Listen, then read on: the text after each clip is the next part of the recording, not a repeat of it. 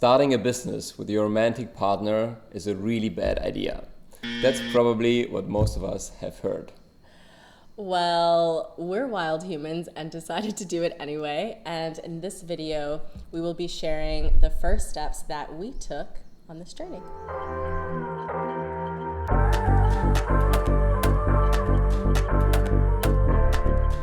So before we dive into it, we want to give a little bit more background about who we are and what we did before we decided to start a business together. So I did one-on-one coaching, and I still do, since 4 years. So I work with individuals and I help them to make progress in their life, start a new project, have a better relationship, develop more self-love, all of those topics. But then in addition to that, at some point last year, I decided I want to teach more. So coaching is very pure coaching where I don't give a lot of input and advice, but I also love personal development and I'm reading a lot. So I started a new project where I teach people how to recondition their subconscious mind. And it started out with the idea to have a course, an online course that is super scalable, and then maybe it's like, maybe a program is better with more accountability. But so I was in the middle of that process of really launching that new project off the ground before we decided to start a business together. And for me, it was a little bit different. So while Jan was working primarily one-on-one with folks, I was actually working with organizations. So I started off as the COO of a consulting firm in the Midwest that did equity and inclusion consulting. And I lead the organizational development arm of that business. And over the years, really digging into that space and also learning a lot about myself and doing a lot of personal development work, at the beginning of this year, 2023, I decided to launch my entrepreneurial baby, Collaborate Design, which is really marrying all of my expertise around organizational culture change and organizational development with that equity and inclusion lens, and really pouring in me, a lot more of me into that process. So my desires, my values, my new ideas that I have around how to do organizational development work. And one of the things that I would say is really important for both Jan and I that I really infused into my work with clients is talking about vulnerability, talking about our feelings, talking about harm, talking about healing, and all of these things, these untraditional things that we have been primed to not speak about within organizations. We've been taught to compartmentalize our personal lives from our work lives, and ultimately, from my perspective, that does a lot more harm than good. And so how can we bring more of ourselves and more of our authentic selves to organizational spaces? And how can we as organizations create cultures where everyone within our organization can thrive? Cool. So one last thing before we get into the steps, and that's our intentions for this whole YouTube thing here. So our intention is not to show up as the couple who has all the answers. We don't, but we do want to share our challenges that we go through, what we learn, the processes that we develop, so that hopefully other couples can get some inspiration from it, and maybe there's even some form of co-learning. Co-learning, exchange. So we are committed to be as authentic and transparent as we can be, and vulnerable, and just make those videos on a regular basis to show you what's happening. We don't know where this will lead. We have some ideas right now, but they might change.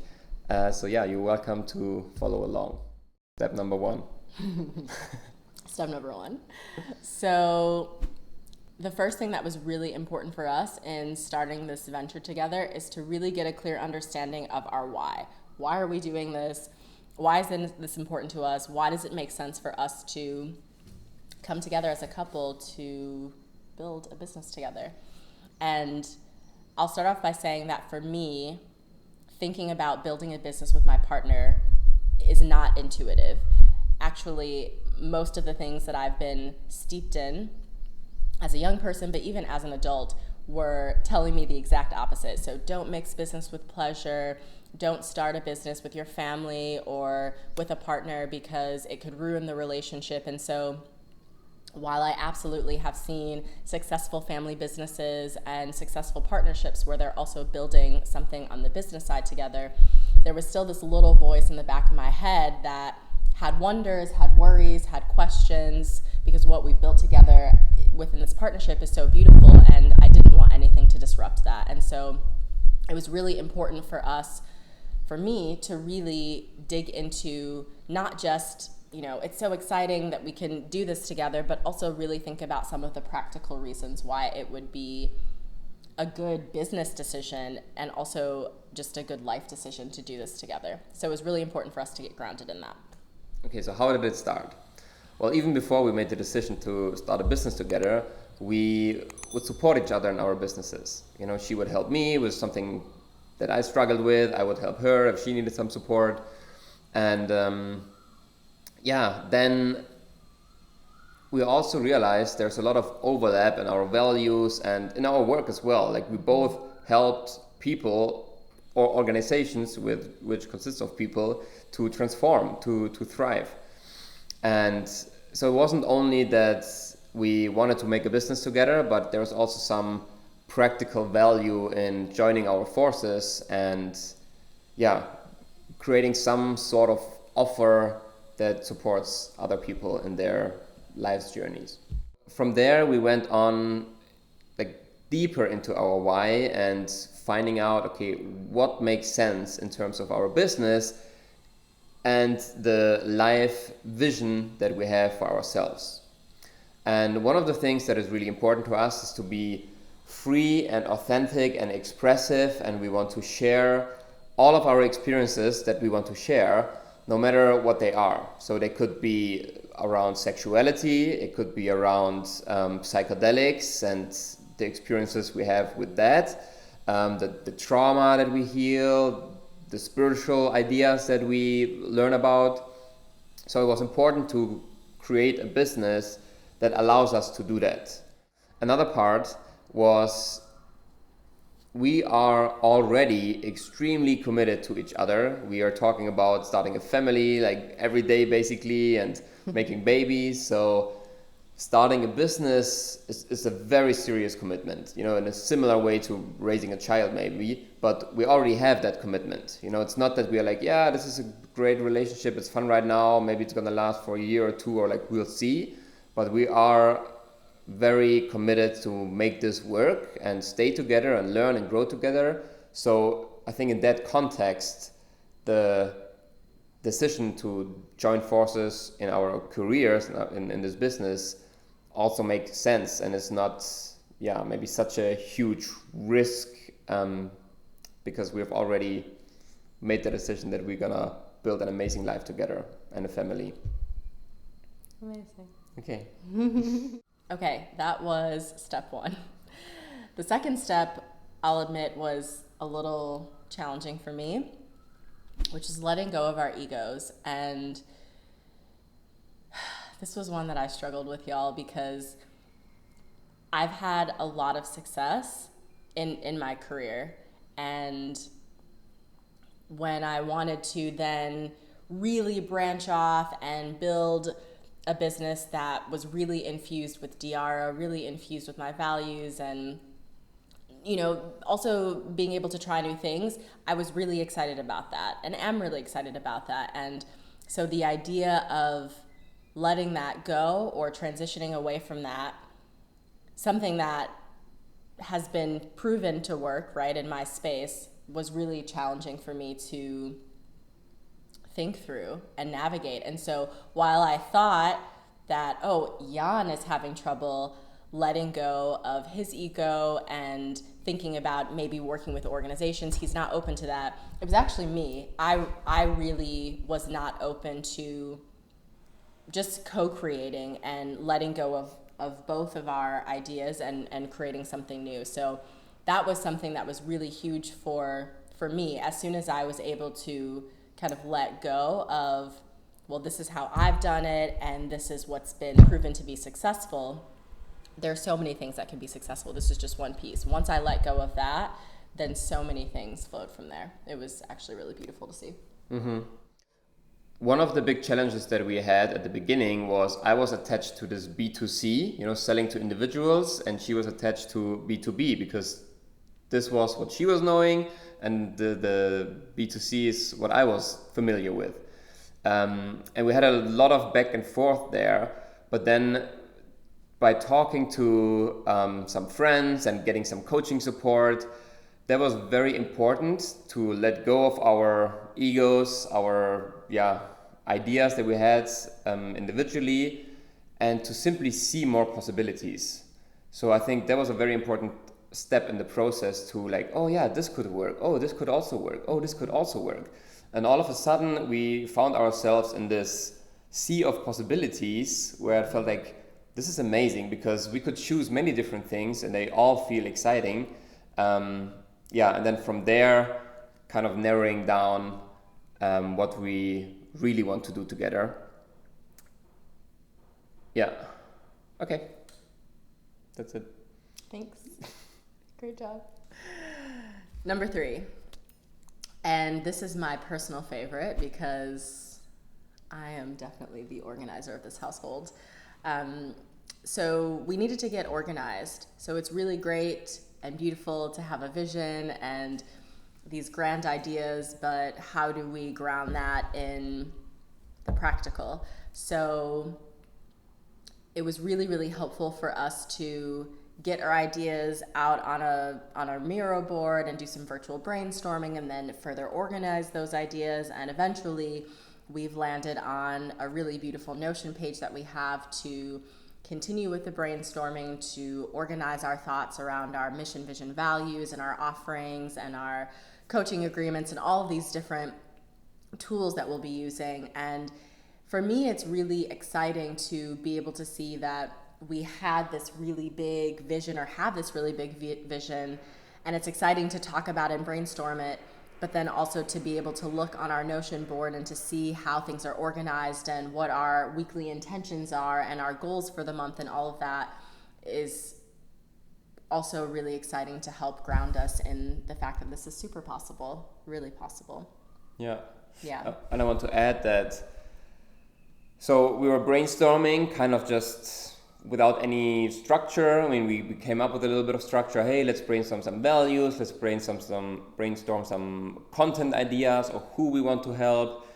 But then, less than a week ago, I think, we decided to follow a business building program that I did last year on my own.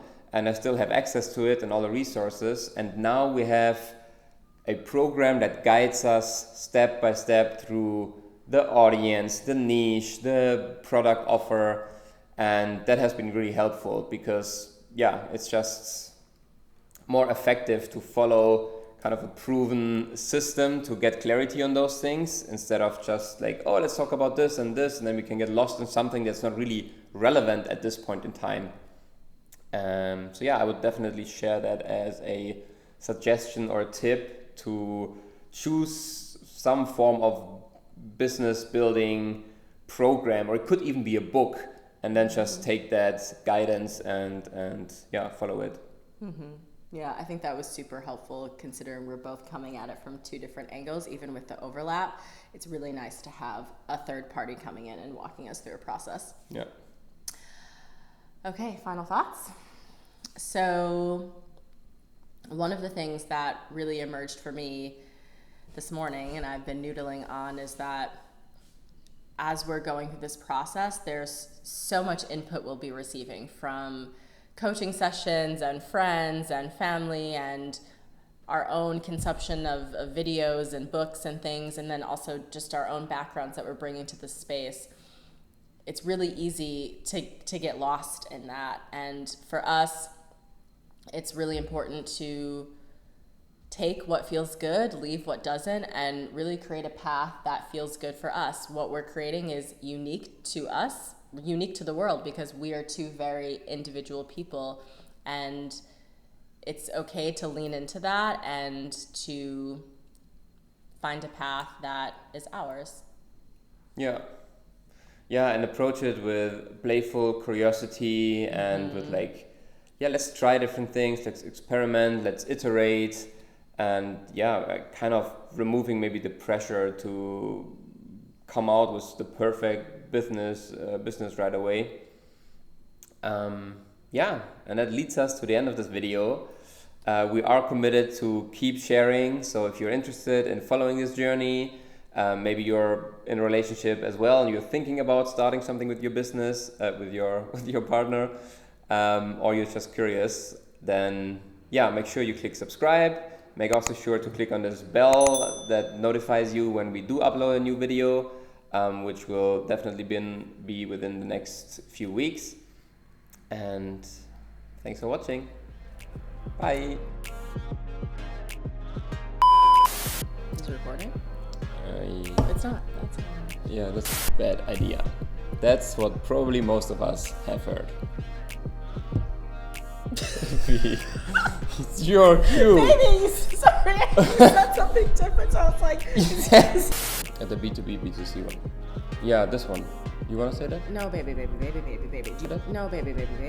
So for me, Diara, I don't know what to say. Oh, I feel stressed about it. I'm sweating. Oh my god. It's also hot, so keep It's going. also okay, thanks. That now and launched club. Baby, there's no replace. Just keep going. I'm stressed out. If you would make a mistake in the normal conversation, you would just correct it. No, but I'm sweating and everybody's gonna see my sweat because of the video. Hold on, I need a break. No, we can't. Baby, I really need a fan though. I'm super. Okay, so I.